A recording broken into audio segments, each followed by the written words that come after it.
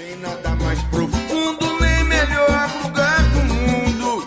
De trabalhador a vagabundo, um só grito, uma só torcida, pedindo raça no palco, hipnotizado na plateia. Difícil um malandro mais respeitado que o torcedor da nega velha, pedindo raça no palco, hipnotizado na plateia. Difícil um malandro mais respeitado que o torcedor da nega velha.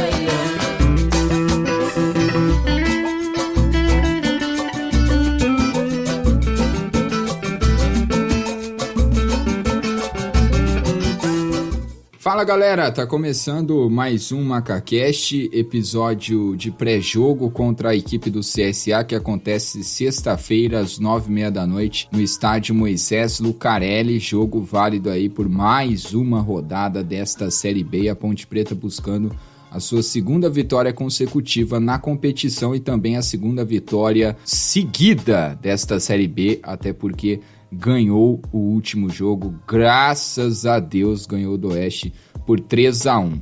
Bom, antes de chamar os meus parceiros aqui nessa mesa virtual do MacaCast, passar um recado para vocês que estão na audiência, para você que quer ajudar o MacaCast de alguma maneira aí com qualquer quantia, basta entrar no apoia.se/ajudeomacacast, apoia.se/ajudeomacacast. Lá você doa qualquer valor e vai nos ajudar a comprar aí microfones, cabos e pagar aí as quantias mensais de servidor, de streaming e de coisas aí que envolvem o MacaCast. Estamos também em todas as redes sociais, no Twitter, no Facebook, no Instagram e no YouTube.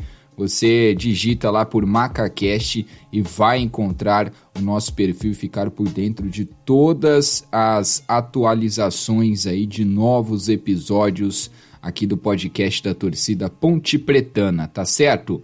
Bom, na mesa virtual, André Salles, tudo bem, Andrezinho? Fala, Joãozinho, prazer estar aqui com vocês, um abraço a todos, um abraço aos ouvintes. Também o Ian Bonfim, tudo bem, Ian? Fala, João. Prazer estar aqui com todo mundo de novo. Vamos ver qual que é a desse próximo jogo da Macaca aí. O Rogério Amaral, tudo bem, Rogério? Bem-vindo ao MacaCast mais uma vez. Olá, João, obrigado pelo convite. Um abraço pra galera que tá escutando a gente.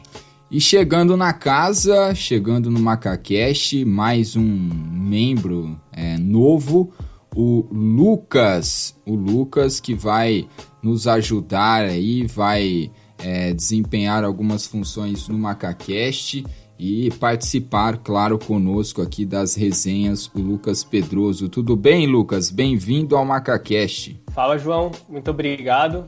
É uma honra estar aqui fazendo parte dessa equipe, desse projeto fantástico que é o MacaCast e poder falar um pouquinho de Ponte Preta, né? Que é bom demais. Muito obrigado e um alô para todo mundo aí que tá escutando. É isso, Lucas Pedroso, então seja muito bem-vindo ao MacaCast, novo membro da equipe. Bom, estamos começando esse episódio de pré-jogo, vale ressaltar também que nessa semana lançamos episódios aí quase todos os dias. Para você que não escutou, tem 2 episódios fenomenais aí com a tia Luiz e também com o John da Torcida Jovem, falando aí no Retrato Falado, né? Que é aí o novo quadro do MacaCast que vai contar a história dos torcedores alvinegros, de alguns torcedores aí que são ícones na arquibancada do estádio Moisés Lucarelli. Então, ouça lá, está disponível no Spotify, no Deezer e no YouTube. André Salles, amanhã, sexta-feira, já que estamos gravando hoje na quinta, tem jogo aí contra o CSA, 9h30 da noite, sexta-feira, jogo importante, né? A Ponte Preta tentando aí a segunda vitória consecutiva na competição e enfrenta um CSA difícil, né? Um CSA que tá numa fase complicadíssima aí por conta de 21 jogadores que testaram positivo pro coronavírus e há pouco também foi noticiado aí que o técnico ex-Ponte Eduardo Batista também testou positivo para Covid-19, André Salles. Joãozinho, esse campeonato vai ser realmente diferenciado, né, cara? A gente sente muito pelas infecções que teve nos jogadores do CSA, acho inclusive que todos estão bem, né? Inclusive torcer pela recuperação do Eduardo Batista, que já passou por aqui, tem muita identificação com a Ponte Preta, que ele passe por essa doença aí, assintomático, que se recupere logo. Vai ser mais ou menos assim o campeonato, viu, João? Alguns times vão acabar sendo prejudicados, cara, e isso vai ser inevitável. No CSA parece que a coisa saiu um pouquinho do controle, um pouquinho não, muito do controle, né? E foram muitos jogadores infectados e isso resultou num problema no futebol, né? Porque, assim, eles não jogaram alguns jogos, apesar de que eles não estão tão mal na tabela, por causa da vitória, né? Eles venceram o rival aqui da cidade na primeira rodada, mas depois eles não jogaram mais e fizeram o último jogo, a reestreia contra o Operário em Ponta Grossa, e é difícil a gente avaliar o time que o CSA vai vir para cá para jogar com a gente, porque são muitas mudanças. O CSA, na minha visão, por ter tido... jogou a Série A no ano passado, teve um orçamento alto, ainda tem algum dinheiro por lá, porque o investimento é grande de empresários lá da região.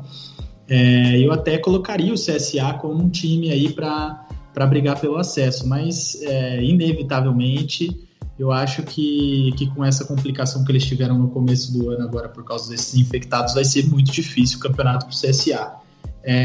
E acho que sem ser imoral, sem querer se aproveitar dessa situação, a Ponte tem que pensar com calma o que vai fazer para esse jogo, porque é uma coisa que, quando você tem um adversário fragilizado, às vezes algumas coisas podem acontecer. Você pode não entrar tão concentrado na partida, ou você pode não saber bem quem são os jogadores que você vai enfrentar. Então a Ponte tem que tomar muito cuidado, pode ser um jogo traiçoeiro, mas também, por outro lado, pensando dessa forma, a Ponte tem totais condições de sair vitoriosa da partida de amanhã. No caso, a gente está gravando hoje aqui na quinta-feira, né? Eu estava até analisando para terminar de falar do CSA. Eu não assisti o jogo contra o Operário, mas eu vendo os melhores momentos e vendo principalmente os gols, é muito interessante como os gols saem de erros, né? O primeiro gol é um pós-escanteio ali, que a bola vai de novo para a lateral, o Operário joga na área, o goleiro falha, a zaga inteira falha, meio que aos trancos e barrancos a bola entra. O segundo gol é um gol de escanteio, é um gol de bola parada também, que o goleiro saiu mal de novo. No terceiro gol, o goleiro sai mal, meio que se enrosca com o zagueiro e eles entregam no pé do atacante para ele fazer o terceiro gol. Então acho que a Ponte tem que se aproveitar disso, desses erros que o CSA cometeu contra o Operário, que não são de graça, né? E a Ponte também pode tentar explorar um pouquinho essas bolas aéreas. Eu acho que a Ponte tem sido ainda pouco agressiva quando vai ao ataque. Tem que forçar um pouquinho mais o erro do adversário, não só do CSA, mas dos times de Série B que estão abaixo aí do normal, do natural, do nível, de alto nível de campeonato brasileiro, de futebol brasileiro. E porque a gente também tem essas falhas, né? A gente tem visto essas falhas com os zagueiros da Ponte, com a própria zaga da Ponte. Então, se a gente souber aproveitar isso nos outros times, pode ser uma coisa interessante. Então, eu espero um pouquinho mais de agressividade do time, que não fique tocando a bola ali, aquele toque inofensivo na defesa, parta para cima e tente ganhar o jogo para realmente embalar no campeonato. É isso que eu espero para amanhã. Bom, Ponte Preta e CSA, portanto, sexta-feira, 9h30 da noite, no estádio Moisés Lucarelli. Bonfim, o técnico João Brigatti, que está promovendo, né, um rodízio aí entre os jogadores. Por isso, creio eu, né, até acompanhando alguns veículos de imprensa, pode ser que amanhã a Ponte Preta tenha algumas novidades, né, no time titular. Vale ressaltar que muitos jogadores aí estão sentindo por conta de uma maratona de jogos, né? A Ponte Preta que está viajando, jogando em São Paulo, jogou terça, agora já joga na sexta, né? Então tem toda essa situação também de correria. Normalmente o time jogava na terça e depois no sábado, não na sexta. Mas por conta da pandemia tem todo esse tempo curto, né, que o Campeonato Brasileiro se iniciou aí em agosto, então o tempo é curtíssimo e a Ponte que ainda tem que viajar para Afogados da Ingazeira para enfrentar aí no jogo de volta o Afogados pela Copa do Brasil, jogo que vale muita grana. Ian, então a Ponte pode ter algumas novidades aí, mas tem essa questão do desgaste também. O CSA, por sua vez, também muito desgastado, jogou em Ponta Grossa e agora está em Campinas, fazendo aí o trajeto de volta para Alagoas. Então, João, eu acredito que mesmo com o desgaste que a Ponte está tendo pela maratona de jogos que o CSA infelizmente acabou não tendo, para eles infelizmente, porque por causa de toda essa situação da pandemia, dos infectados, que a gente lamenta muito, a Ponte tem que vir como favorita no jogo e tem que propor o jogo, cara. Independente dos atletas que entrarem, eles com certeza tiveram bem mais tempo de treinamento que os jogadores do CSA. A Ponte tem que ganhar no físico do CSA, porque o CSA veio de uma viagem do Alagoas para Ponta Grossa, que é uma viagem de 2.800 quilômetros, depois vem para Guarulhos e vem para Campinas de busão, chega na quarta noite aqui em Campinas, tem seu técnico testado como positivo no Covid-19, são fatores que, querendo ou não, infelizmente vão ajudar a Ponte, porque a Ponte teria que ganhar o jogo de qualquer forma pelo elenco que tem, mas os fatores ajudam, querendo ou não, como o Proco disse. A Ponte vai ter que ganhar no físico, que é obrigação porque está treinando, tem que ganhar no tático também porque está treinando, e tem que ganhar no técnico porque o time da Ponte é melhor tecnicamente do que o do CSA. E eu acredito que a Ponte tenha que adotar uma postura um pouco diferente. Eu concordo com o Proco, eu acho que a Ponte tem que verticalizar mais o jogo dela, adotar uma postura defensiva no campo de ataque, uma pressão alta, de uma filosofia de quando termina um ataque, começa a defesa. Então acho que tem que ser essa a postura da Ponte e acredito que a gente vai fazer um belo jogo. Bom, e antes de chamar o Rogério, deixa eu divulgar aqui uma iniciação científica de um torcedor pontepretano, o Guilherme Lisboa. Tá fazendo uma pesquisa de iniciação científica e ele precisa aí de respostas, né, de que torcedores respondam um sitezinho lá que ele fez a partir do documentos do Google. Precisa ser torcedor da Ponte Preta, ser negro e ter idade mínima de 18 anos e máxima de 40. Então, para você que se encaixa aí nesses requisitos, basta ir no Twitter lá, Lisboa Gui 1, o número 1 mesmo, decimal, ou você vai no Instagram também, no Instagram do MacaCast, eu acabei de divulgar lá, postar no Stories do MacaCast, para você responder aí essas perguntas sobre uma iniciação científica, a identificação do torcedor negro com a Ponte Preta, tá certo? Então, se você se encaixa aí nesses requisitos e quer ajudar, só ir no Instagram ou no Twitter Lisboa Gui 1 ou no Instagram MacaCast para mais informações. Rogério, a Ponte Preta, Rogério, tem esse rodízio, né, de atletas, tem um jogo na terça-feira, salvo engano, 4 horas da tarde, contra o Afogados da Ingazeira, jogo de volta. E pode ser que na sexta o Brigatti poupe, né, alguns atletas, né, não de tirá-los da titularidade, mas talvez dependendo das circunstâncias do jogo, de tirá-los aí no segundo tempo, coisas do tipo. Pensando nesse jogo contra o Afogados, ou você acha que contra o Afogados ele vai fazer aí um catadão ali, um time mais misto e partir aí para Pernambuco para jogar contra a equipe pernambucana, que a Ponte já entra em campo ganhando por 3-0, né, Rogério? João, eu espero que ele não faça um catadão, eu acho que ele vai com todo mundo, pode entrar com alguns jogadores considerados que não são titular, mas jogar com catadão, mesmo sendo Afogados, é arriscado, cara. tudo pode acontecer no futebol. E esse dinheiro dessa fase da Copa do Brasil é relevante, a diretoria está contando com isso. Então, eu espero que não dê bobeira. Essa questão do João Brigatti falar que está revezando atletas, essa última partida aí que teve contra o Oeste, eu não acredito que ele fez um revezamento pelo desgaste físico de atletas, nada disso. Quem tinha que sair, saiu porque já estava contundido. Ele quis mexer na escalação, ele jogou com 3 volantes, abriu o João de um lado e o Camilo do outro, não ficou legal. O primeiro tempo foi muito ruim da Ponte Preta, no segundo ele deu uma acertada, mas aquilo que a gente já falou em outros episódios, né? A gente não pode esperar a evolução do João Brigatti ao longo do campeonato, porque a gente não tem esse tempo, muito menos do elenco. Então, acho que já está na hora de ele acertar essa escalação, o esquema que ele quer propor o jogo, acho que já está definido, ele vai sair jogando, ele não vai sair com aquele chutão para frente e tentar recuperar a bola no rebote. Então, isso já está bem claro. Agora, o nosso meio de campo continua muito fragilizado, né? Muitos erros de defesa ali também atrás, de passes básicos o pessoal tem errado. Então, eu espero que isso seja resolvido rapidamente.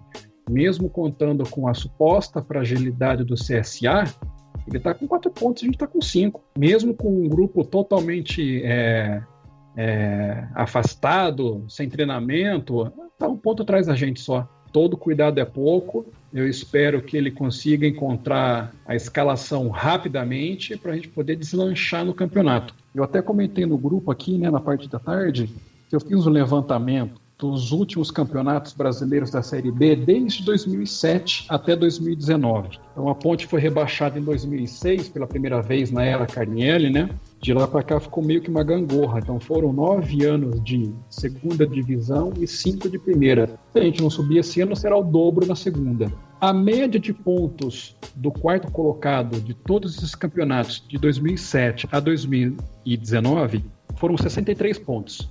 A linha de corte, né? 64 pontos. 62,9, vamos arredondar para 63. Então, se você quer subir, você tem que fazer 63 pontos.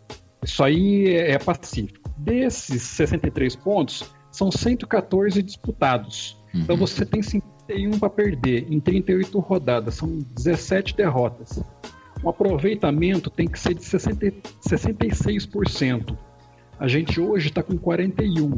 E já perdemos 7 pontos de 51, ou seja, 13% dos pontos desperdiçados já foram nas primeiras 4 rodadas. É urgente que a Ponte acerte logo essa escalação, seu padrão de jogo, obrigado, se encontrem também, porque o tempo está passando, a gente já está em 9º, e aí fica naquela, né? 9º, 10º, sobe para 6º, cai de novo, não pode ter essa irregularidade se a gente quiser subir. Cravar no mínimo 63 pontos, para aí sim, ano que vem, ir para a Série A. E aí, Lucas Pedroso, o que você vê aí dessa evolução da Ponte Preta aí na Série B? Primeira vitória, buscando a segunda vitória consecutiva na competição contra um time, né, bastante desfalcado, com muitos jogadores improvisados, que é o CSA. Fala, João. Então, o meu comentário, ele vai começar um pouquinho com a linha do que o Rogério falou. Eu acho que o Brigatti fez a alteração que ele fez, sim, levando um pouco em consideração os pontos físicos dos jogadores, né? Mas porque quis mesmo. Eu acho que ele quis propor um novo modelo de jogo ali para aquele jogo. Eu até acho que as mudanças, né? O rodízio, como a gente tem falado, ele vai acontecer por causa da sequência de jogos, por causa de N fatores, e eu acho que a gente vai acabar tendo sim que fazer um rodízio na nossa formação tática também. Então eu acho que o Ponte Pretano ele tem que se acostumar um pouquinho em ver diferentes formações também em campo. Eu acho que, até por causa dessas trocas que vão ter que ser feitas, e também elogiando o nosso elenco no geral, porque nós temos muitas peças hoje em dia que permite a gente mudar a nossa forma de jogar, a nossa formação tática, sem perder tanta qualidade, eu diria assim. Nós temos boas peças no banco, temos Dauan, temos Moisés, temos Zé Roberto Peixoto, temos boas peças que vão estar no banco, e que podem vir num possível rodízio ou até mesmo durante o jogo mudar o jogo e até mesmo a formação tática da equipe. No meu ponto de vista, a formação que o Brigatti propôs para o jogo contra o Oeste não chegava a ser nenhum absurdo. Eu acho que realmente não funcionou, isso eu não abro mão de dizer assim, não deu certo, mas ele quis tentar uma coisa diferente, ele quis trazer o João Paulo e o Camilo para mais perto do gol, que é uma coisa que a gente mesmo aqui no MacaCast, que eu acompanhei dos episódios anteriores, já falou que é ali que eles conseguem ser mais efetivos mesmo, eles conseguem causar perigo para a equipe adversária, e acho que ele quis jogar muito pelas laterais também, então aproveitar essa agressividade do Apodi, a agressividade do Lazzaroni, né, que eles têm mostrado nas últimas atuações, o Lazzaroni na reta final do Paulista e o Apodi nesse começo de brasileiro que cresceu muito. Então ele quis usar essas armas para tentar encurralar o Oeste de alguma forma e até mesmo popular o meio. Eu vejo que nem foi tanto por causa da defesa, mas sim para tentar achar uma bola que furasse ali a primeira linha, chegasse no Camilo no João Paulo, mais perto do último terço do campo, né? E tá servindo ali o Apodi nas laterais, o Lazzaroni pelas laterais. Tanto é que a gente criou 2 situações no primeiro tempo. Eu ainda acho que é muito pouco pro que a Ponte se propõe a fazer, né? Com os jogadores que ela tem. Mas que foi o gol anulado do Apodi, né? Que sai numa jogada exatamente assim. Que o Bruno Reis, na minha opinião, bem consciente, ele joga a bola de cabeça nas costas e acha o Apodi ali. E o próprio gol, né? O próprio gol da Apodi é uma bola que, se não me engano, é o Peixoto que faz a parede, né?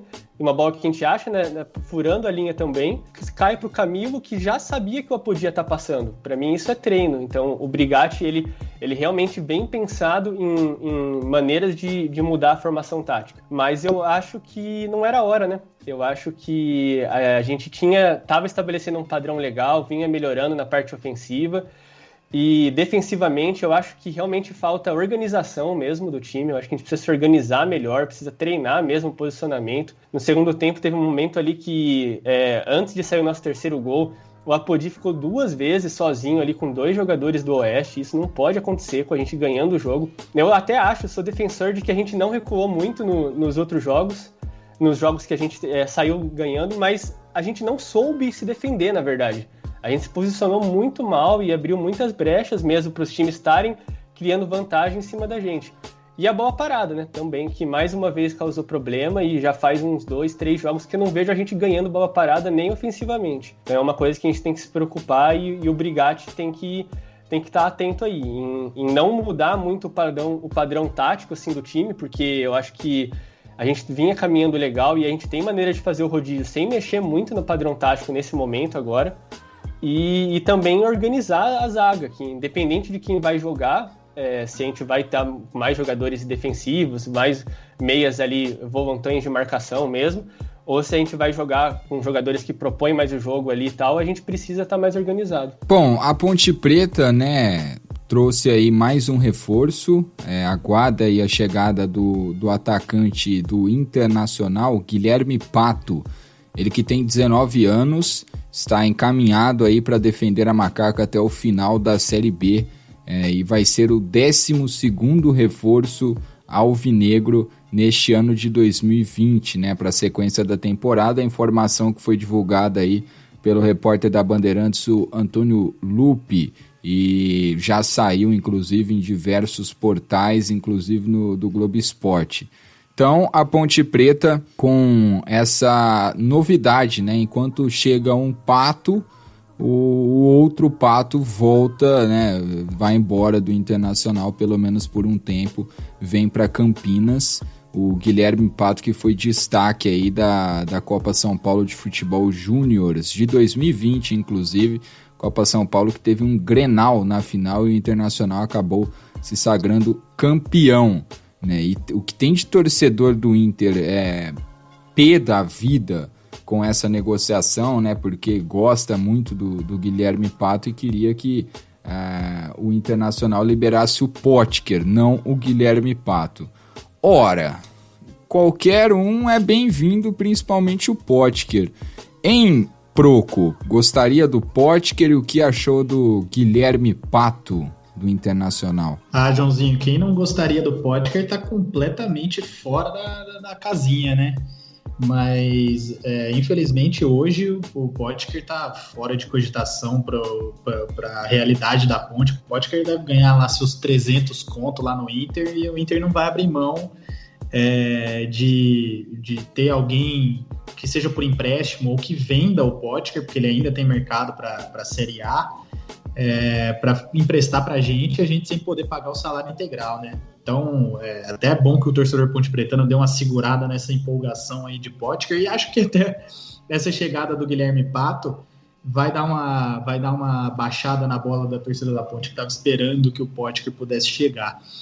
Eu, inclusive, botei no meu Twitter falando que eu prefiro esse Guilherme Pato aí, mesmo sem conhecer o futebol dele, do que o Pato original, porque é tanto tempo esperando que esse cara vingue para o futebol, né? Acho que o melhor momento dele foi no Milan mesmo, lá, muito tempo atrás, quando ele era ainda muito jovem, isso daí já deve ter uns 10 anos, e não vingou, né, cara? É um cara muito valorizado, sabe Deus por quê. Jogar bola que é bom nada. E até já falei agora que eu não rico, né? O futebol do Guilherme Pato. Rico, sempre tá perto dos ricos. O cara é genro do Silvio Santos, irmão. Só isso. Pois e ele já foi genro do Berlusconi, que é um dos caras mais poderosos da Itália atualmente. Uma coisa de louco. Ele tá sempre onde tem o cacau. Sim. E ele também ganhava muito bem no São Paulo, ainda. Se ele for pro Inter, vai continuar ganhando muito bem. Porque eu cheguei a ver uma notícia que a rescisão dele aliviaria em 40 milhões de reais o São Paulo até o final do contrato. 40 milhões de reais é um orçamento anual da Ponte Preta. É uma coisa de louco. Que bobear até menos, hein? Futebolistas meia boca e... Esse Pato não é manco, hein? Pelo amor de Deus. 40 milhões. Mas falando do nosso Pato, do Guilherme Pato... eu sinceramente não conheço o futebol dele, até vi um pessoal falando que ele fez gol na final da Copa São Paulo, acho que ele vai ajudar, mas tem uma curiosidade, eu parei para dar uma olhadinha, ele tem 1,64 m, então a gente já pode imaginar que seja um jogador de velocidade, né, super baixinho aí, e realmente a Ponte estava precisando de alguns jogadores de ponta, tomara que ele tenha qualidade e possa ajudar, porque na centroavância acho que a gente tem o Peixoto como principal nome, com o Osman podendo fazer, com o Zé Roberto podendo fazer, então tava faltando um jogador de lado aí para compor esse elenco. Eu achei legal que a Ponte foi buscar um jogador jovem que pode ajudar e que deve ser barato, né? É o novo Birubiru, Rogério? João, só o tempo vai dizer. O físico vai ser parecido, né? Baixinho, atrevido, rápido pelo canto, tomara que vingue. Pelo jeito, esse Pato aí não é manco que vem pra Ponte, né? Se a torcida do Inter não gostou que ele saiu de lá, é porque pode ser que tenha boa referência. Vamos ver se ele vai ter espaço no elenco para poder ajudar pela ponta, porque é aquilo que eu falei, né? O Osman vai ser entre e sai nesse campeonato, não tem jeito. O Moisés vai ter que provar ainda para que veio, e aí a gente só vai ficar com o Bruno de velocidade pela ponta, né? Então, um jogador rápido é bem-vindo. Agora, comentando um pouquinho só rapidamente sobre o meio da Ponte, a gente fala que a defesa ela tá mal posicionada, mas o que eu vejo é uma fragilidade muito grande no meio de campo da Ponte, utilizando os dois volantes junto com o João Paulo e o Camilo no meio. A gente não tá com... Porque o Oyama, ele não é um marcador daqueles... mais potentes, que gruda no cara, né? Ele tem um bom passe, uma boa chegada na frente, mas ele não é um grande marcador. A defesa ela tá ficando sobrecarregada, né? O Apodi, que não é também um grande lateral marcador, ele tá ficando muito exposto com as avançadas dele e a gente não tá conseguindo fechar esse meio. Talvez, com os 3 volantes que o Brigatti conseguiu encaixar ali no meio, mas não expondo o João Paulo e o Camilo nas pontas aberto, a gente reforça um pouco mais esse meio e consiga dar um pouco mais de pegada ali para evitar estourar a corda na defesa. Vamos ver como é que vai se comportar. É verdade. A Ponte, Ian, tava precisando de um jogador rápido, né? Tudo bem que o Bruno Rodrigues é até de velocidade, mas não sinto nele uma velocidade assim de ponta, daquele cara que faz uma fumaça danada. Às vezes ele é mais um jogador que fica ali na grande área, né? Mais ali um cara que fica por aquela bola ali, que sobra e tudo mais, e acho que na Ponte falta um jogador de velocidade na ponta, né? Que lembra aí Birubiru, até o Cleison aí na fase final dele aqui na Ponte Preta. Então pode ser que o Guilherme Pato seja uma boa contratação da Ponte Preta para essa Série B, né, Ian? Eu acho que estava faltando também. A gente acabou contratando muitos jogadores pro 4-4-2, né? Que a gente tem muito primeiro e segundo atacante, né? Que é o esquema do Osman, do Bruno Rodrigues, do Matheus Peixoto, que joga mais naquele centroavantão. E eu achei que acabou faltando velocidade no nosso esquema, né? E eu acho que o Guilherme Pato vem muito bem para fazer isso, pelo que eu vi dele na Copa São Paulo. É claro que a gente não deve colocar tanto peso nas costas do garoto, que ele tem 19 anos de idade. Eu acho que, como o Proco falou, ele é baixo, ele tem 1,64, então ele pode vir a ser castigado fisicamente pela Série B, que, como o Rogério já bem falou em outros episódios, é um campeonato truncado, é um campeonato que depende muito do físico. Mas eu acho que a diretoria da Ponte fez muito bem de buscar esse jogador, porque além da ausência desse jogador de ponta rápido, como Birubiru, Hildo e muitos outros que passaram por aqui, eu acho que a gente estava começando a ter uma concentração muito grande de desfalques no ataque. O Osman, como o Rogério já falou, já era uma carta marcada que isso ia acontecer, infelizmente. Ele vem de lesão do joelho, vem de cirurgia, então não dá para esperar muita coisa desse período de recuperação dele. Claro, é um ótimo jogador, a gente já viu ele jogando e viu que é diferente o cara jogando, mas eu não acho que dá para ficar forçando ele todo jogo. Eu acho perigoso isso, principalmente para a questão do atleta, não por uma questão de resultado de Ponte Preta. Eu acho que prezar pela saúde do atleta, primeiramente. Claro, o Bruno acabou machucando, ninguém esperava, e assim vai indo. A Ponte foi muito bem em pescar esse jogador e não ficar bobeando, né? Tipo, quando percebeu que estava precisando de um atacante, foi lá, comprou, e vamos ver se agora vinga. Eu acho importante essa contratação, acho que tem tudo para dar certo aí na Ponte. Lucas, diferente do pensamento, principalmente aqui em Campinas, né? No Sul, nos dois times lá de Porto Alegre, né? O Grenal, e também outros clubes aí do estado aí do Rio Grande do Sul, existe uma valorização da base muito, muito considerável, inclusive por parte dos torcedores, né? E, enfim, chega aí o Guilherme Pato. O que você espera? João, eu espero um jogador diferente, né? Que nem eu falei, eu ressaltei na minha fala a variedade que tem o elenco da Ponte, né? Mas realmente hoje a gente não tem esse jogador rápido, né? Com agressividade, que pega a bola. Eu não conheço, igual o Proco falou, eu também não conheço muito o futebol do Pato, mas eu também tinha visto essas informações sobre a altura dele, e eu criei uma expectativa um pouco em cima disso, que ele viesse para ser esse jogador, esse velocista, que pudesse até mesmo entrar num segundo tempo e dar um gás que a gente está precisando. É um jogador muito jovem, então que aguenta longas maratonas também normalmente. Por esse momento de pandemia, é um jogador muito interessante mesmo, um jogador que parece, a princípio, parece ser uma ótima contratação, e vamos continuar observando. Eu acho que tem tudo para ele conseguir encaixar no time, sim. Para eu finalizar sobre o Pato, eu fiquei curioso, fui ver o gol dele aqui na final da Copinha, e foi um gol meio centroavante, viu, cara? Ele não estava jogando de centroavante, mas ele apareceu na área, posicionamento ali, e botou a bola para dentro. Bem lembrado, bem ressaltado. Eu vi esse jogo, não lembrava que tinha sido ele que fez esse gol aí. Mas, ô Proco, falando em contratações, né, um jornal aí de Portugal acabou revelando aí que o Jorge Jesus indicou o Ivan para o Benfica, ele que teria o interesse desde a época em que estava no Flamengo, né?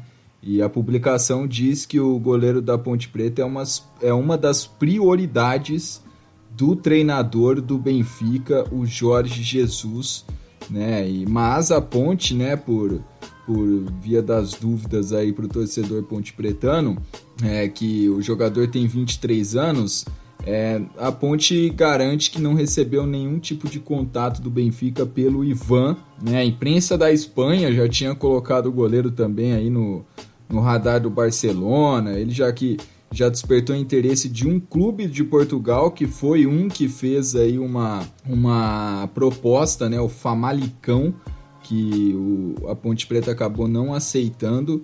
A Ponte, né, estipulou, inclusive o Tiãozinho aqui falou num valor aí de aproximadamente 5 milhões de euros. A Ponte também recusou uma oferta de 3,5 milhões de euros, né, no início do ano.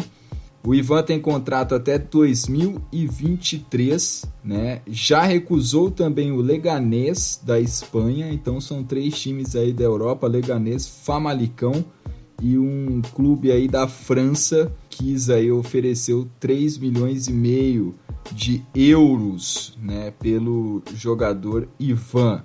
E aí, Proco, caímos do sapato, né? Porque agora no Twitter nós temos um verdadeiro vidente, rapaz. Que, aliás, criticou o Proco, né? Criticou todo mundo lá e tal. Mas agora na torcida da Ponte Preta nós temos um verdadeiro vidente, né? Um perfil lá que erra 48 nomes, mas acerta um depois de ler que um repórter de Portugal ficou os créditos pro vidente aí da Ponte Preta, né, que inclusive depois ficou bravo lá e tal. Ele falou que os jornalistas têm inveja que ele tem as informações e os jornalistas não. A pergunta que fica é, será que estávamos sendo injustos com o perfil? Não vou falar o nome, não vou dar essa moral, não. Abel Braga... quantos outros? E foi isso que eu falei, José, até citou dos 48 outros nomes, né? Foi isso até que eu comentei com outro rapaz. Falei, pô, legal, agora só faltam outros 40 e tantos nomes aí que ele errou cravarem, e aí ele vai estar falando com fontes fidedignas, né, e tal. E se fosse o trabalho dele, ele botaria a cara dele, né? Ou exato. Página, igual a gente montou. Exato. Não é trabalho, né? O cara tá aí pra, sei lá pra quê. Pra ganhar like e ser compartilhado. A do Abel, inclusive, teve uma fanfic, né? Padaria Romana, quem que tava comendo com ele lá. Inclusive, fui eu que passei o café, não sei se você sabe. Eu tava lá. Trabalhei de barista aquele dia e passei o café pra eles. Isso é bom, João, sabe pra quê? É pra gente valorizar um pouquinho mais o Ivan.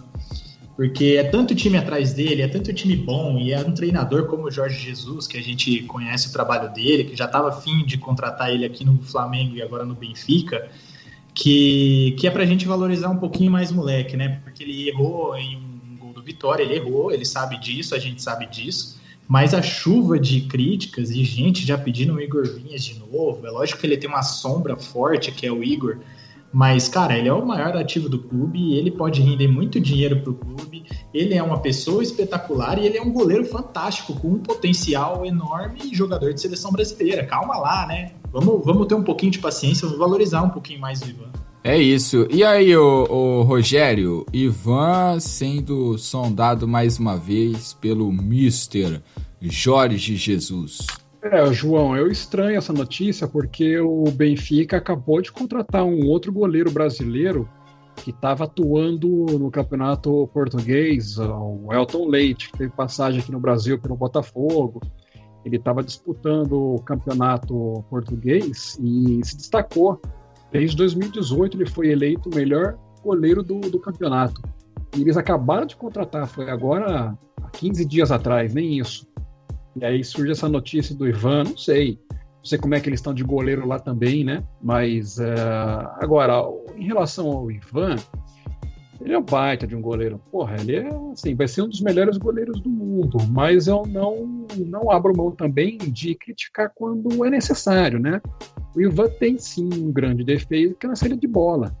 Todo mundo sabe que ele é inseguro nessas bolas aéreas. E se a gente for reparar, o jogo contra o Oeste, ele deu uma catada de borboleta que acho que foi um zagueiro do Oeste que cabeceou e a bola acabou saindo por cima, mas ele tentou sair socando a bola, não achou nada, o cara se antecipou e quase foi gol do adversário. É um ponto que o Betão tem que trabalhar com ele. Mas é um baita de um goleiro, espero que ele consiga aí em breve disputar um campeonato europeu para se valorizar e crescer ainda mais, né? Vamos ver o que vai acontecer com o futuro dele. É verdade. Lucas, Ivan, essa sondagem já recusou 3 times, um de cada país, e agora, de acordo com o jornal aí, A Bola de Portugal, o Jesus quer mais um guarda-redes. Ivan, da Ponte Preta, é o que diz o jornal. Igual o Rogério mencionou, eu também estranho um pouco essa notícia. Eu acho que, assim, lógico que o Benfica, ele tá em outro patamar financeiro, assim, né? Ele tem condição, ele tem bastante dinheiro, e o Ivan, assim, pensando em euros, não é nenhum super investimento do Benfica, mas eu também peguei essa informação do que o Rogério mencionou, que eles acabaram de contratar outros goleiros, eles têm um bom goleiro titular. Então, achei um pouco curioso a notícia vir e para o Ivan ir para lá nesse momento. E também agora, não sei se só eu que estou vendo, mas tem muita notícia de muito jogador no radar do Benfica. É Cavani, é Bruno Henrique, é muito jogador diferente. E eu não sei, só porque o Jesus chegou, agora o Benfica é milionário. Então, eu acho... que são investimentos grandes, né? Precisamos seguir acompanhando, ver aí como vai seguir o fluxo das coisas e aproveitar também para ressaltar um pouco do que o Proco falou sobre valorizar o Ivan, né? Eu acho que mais do que valorizar o Ivan é a gente também reconhecer tudo que ele fez por a gente, né? Eu acho que o Ivan, ele é um garoto que veio das categorias de base, então a gente já tem muito orgulho em cima disso. Ele ficou com a gente em vários momentos, ficou com a gente na Série B. Ele, com certeza, se quisesse, já poderia ter forçado saída, já poderia estar num time melhor. Mas não, ele está aqui com a gente. Ele, lógico que também é bom para a carreira dele, mas porque aqui ele joga, né? Aqui ele tem a garantia de que ele é titular. Mas também tem um carinho, né? A gente já viu tantos jogadores que forçaram a saída e o Ivan não faz isso. Então, agora pediu o Igor Vinhas. Eu gosto muito do Igor Vinhas, bom goleiro, mas eu acho extremamente exagerado. Colocar o Ivan no banco seria talvez até mesmo tirar ele de uma seleção brasileira, porque ele só vem jogando e ele só é o titular porque ele é o único goleiro na idade dele que tem sequência de jogos, que joga, que é titular. Você não tem outros goleiros da idade dele. Agora o Cleiton tá jogando um pouquinho no Red Bull, né? Ele fazia algumas partidas pelo Atlético Mineiro, mas agora que ele tá pegando mais jogos do que o Júlio César, os últimos eu vi, era ele que estava no gol. Mas o Ivan faz muito tempo, então ele tem muito ritmo de jogo, e eu acho que seria uma baita de uma sacanagem colocar ele no banco, e por tudo que ele representa pra gente. Estariam repetindo aí de forma indireta, né, nos devidos parâmetros, o que aconteceu com o Negri em 2003. Exatamente. Ele que voltou da seleção e voltou direto pro banco. Claro que o Lauro fez o gol de cabeça contra o Flamengo, mas o Negri voltou e voltou como reserva, e também acredito a isso, a saída dele, né, da seleção brasileira. Ivan, esse interesse aí do Ivan, aliás, do Ivan não, do Benfica no Ivan, de acordo com o jornal A Bola. João, acho que a gente vai ter que entrar de acordo aqui, a torcida da Ponte inteira, que é muito fácil acertar esse tipo de notícia em um cara como o Ivan, né, cara? Que time na Europa que tá precisando de goleiro que não quer o Ivan como seu goleiro, que não tá, pelo menos, dando uma olhada no Ivan? Então, eu acho que se torna muito fácil de acertar essa notícia, digamos assim, esse furo, porque, cara, todo mundo tá de olho no cara. O cara é diferente, todo mundo aqui já sabe. O Rogério bem ressaltou aí que ele tem essa falha na saída de bola, achei que ele saiu mal também contra o Oeste, mas o cara é diferente, cara. Debaixo ali da baliza, ele faz a diferença, como fez durante anos aqui e continua fazendo. Eu tomo muito cuidado agora com essas notícias de jogador da Ponte saindo pra fora. Desde aquela notícia do Cleison, não sei se vocês lembram que o Cleison jogou na Udinese também, lembro. né? Então, eu achei que era mais uma dessas, né? Mas, claro, se tratando de Ivan, é bem mais convincente, né? Do que o Cleison ir para o Udinese, o Ivan ir para o Benfica é quase que uma realidade. O Ivan sair para qualquer clube grande da Europa.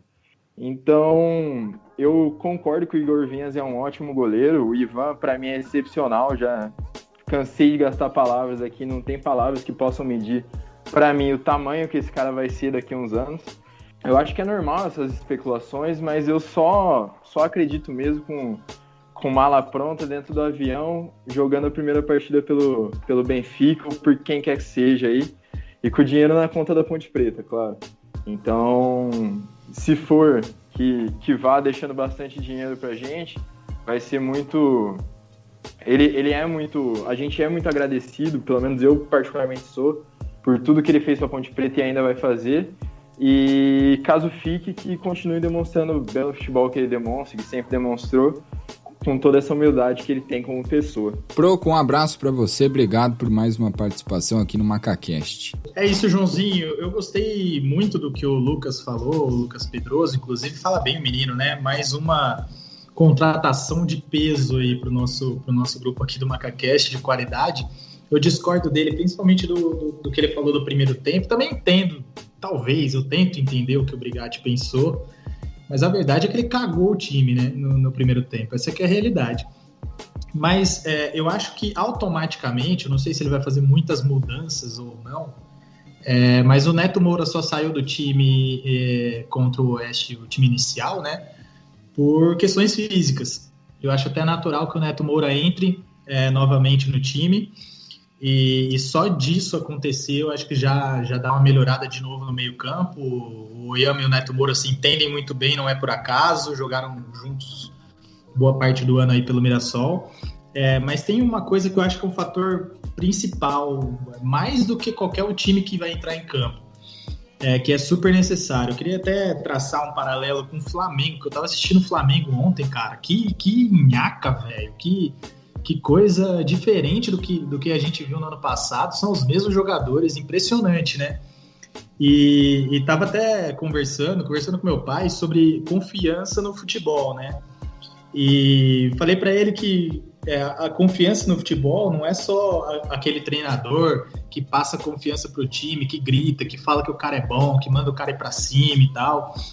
A gente também já conversou isso com o Alisson, que... o cara passa a confiança quando o jogador acredita, confia no trabalho que está sendo bem feito, e principalmente quando isso traz o resultado.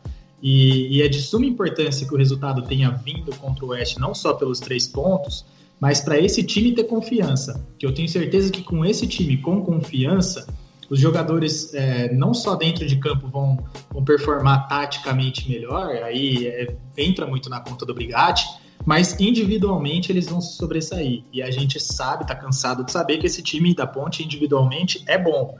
O que falta é um pouquinho ali de ajuste tático e um pouquinho de defesa bem treinada nas bolas aéreas e tal, um pouquinho também de qualidade defensiva dos próprios zagueiros. Claro que só isso não basta, né? Só tá confiante não é garantia de que o resultado vai vir ou que vão continuar vindo, mas os resultados naturalmente sairão melhores, né? E mais facilmente, né? Sem tantos erros como tem acontecido, como aconteceu contra o Oeste. A gente tem saído muito atrás do placar quase todos os jogos, então é uma coisa que a Ponte precisa prestar muita atenção, mas principalmente na parte de sair atrás. Acho que se a Ponte sair atrás do placar vai complicar demais de novo, a gente vai ter que correr atrás do resultado, isso acaba cansando mais os jogadores do que o natural. Espero que esse time entre, acima de tudo, confiante, mais do que esperar uma escalação específica aí. Acho que o Brigatti tem bastante gente, ele conhece bem os jogadores para saber quem ele vai botar. Eu espero que esse time entre confiante. Se entrar confiante, a gente vai conseguir a vitória contra o CSA. Rogério, um abraço para você também, obrigado aí por mais uma participação aqui no resenha, né, do MacaCast. Pelo que o Proco disse mesmo, é por aí. Eu entendo que a confiança dos atletas, elas vêm com um bom futebol praticado, né? Então, durante a partida, se eles se sentem confortáveis, eles veem que o time está realmente praticando um bom futebol, a confiança vai surgindo. A gente comentou do Flamengo aí, né? Mas o Flamengo já vinha numa baixa desde o Campeonato Carioca, né? Vinha fazendo jogos bem ruins, E tá se superando nesses últimos aqui que eu vi ontem contra o Grêmio também, foi um show de horror, né? Mas enfim. Ô João, eu só queria falar rapidamente de 2 assuntos aqui. Acho que a gente já debateu bastante o jogo contra o CSA, né? 2 coisas bem rapidinhas só para encerrar minha participação aqui. A gente teve aquele episódio lamentável de alguns torcedores ponte-pretanos dando uma pressão ali nos jogadores na saída do jogo contra o Vitória, né? Essa semana a gente teve 2 casos, um com o Palmeiras e outro com o São Paulo. E aqui na Ponte eles foram agredidos, lá eles foram hostilizados. Diferença, né? E outra coisa, ô João, eu queria dar parabéns pela entrevista que você fez com o John, hein, cara? Rapaz, eu escutei, muito boa. Quem está escutando esse episódio aqui do podcast e não escutou a entrevista com o John, vai lá, pega esse episódio, escuta, que ele é uma aula do que é o... Sensacional a entrevista com o John, sensacional. Parabéns pro Joãozinho, inclusive. Obrigado parabéns a todos. A entrevista com o cara, assim, em alguns momentos é de arrepiar para você entender o que é um torcedor ponte-pretano que vem do povão mesmo, né, cara? Daquela galera que se sacrifica para ir num jogo, faz de tudo para poder assistir o seu time. E às vezes, muitas vezes, aliás, esse torcedor ele é desrespeitado por dirigentes e atletas, tá? Então, não é só o torcedor que desrespeita atleta. Muito atleta também desrespeita torcedor. Isso é bom ficar claro. E ali na entrevista do John, embora ele não fale isso, mas deixa assim, muito transparente o que é, muitas vezes, o sofrimento do torcedor para poder assistir o jogo daquele que te ama. E o cara, você percebe que muitas vezes o atleta está desligado, não está muito aí com o que está acontecendo dentro de campo.